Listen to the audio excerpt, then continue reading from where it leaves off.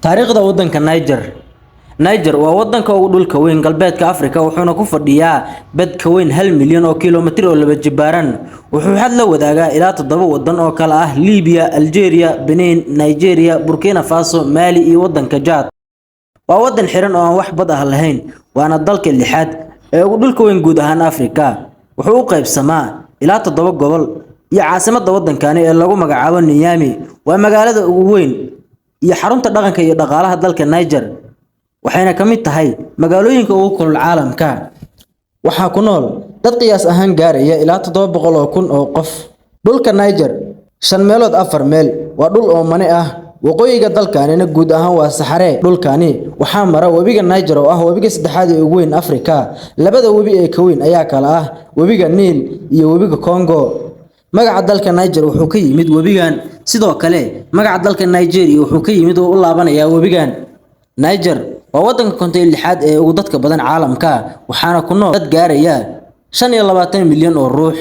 dadka dalkaani ku nool intooda badani waa reer miyi xoolo dhaqato ah boqolkiiba 21 oo kaliya ayaana ku nool magaalooyinka in ka badan boqolkiiba 99 dadka dalkaani waa muslimiin oo waxay haystaan diinta islaamka waxaana ku badan qowmiyadda Hausaha oo ka ah boqolkiiba 50 dadka dalkaani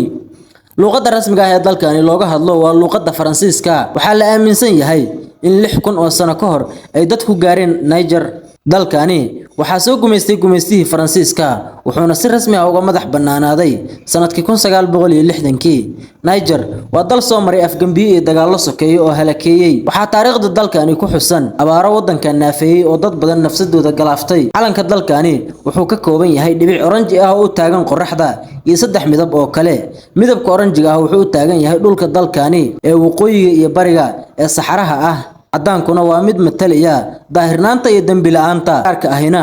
u taagan yahay dhulka dalkaani ee barwaaqada ah calanka dalkaani wuxuu u eg yahay 3 waddan calamadooda oo kala ah Ireland, Ivory Coast iyo waddanka Hindiya Niger waa waddanka lixaad ee uraniumta ugu badan caalamka soo saara wuxuuna Mareykanku ku eedeeyay Niger inuu Saddam Hussein ka soo iibsaday 500 oo tan oo uranium ah si uu ugu hormariyo hubka nuclear-ka ah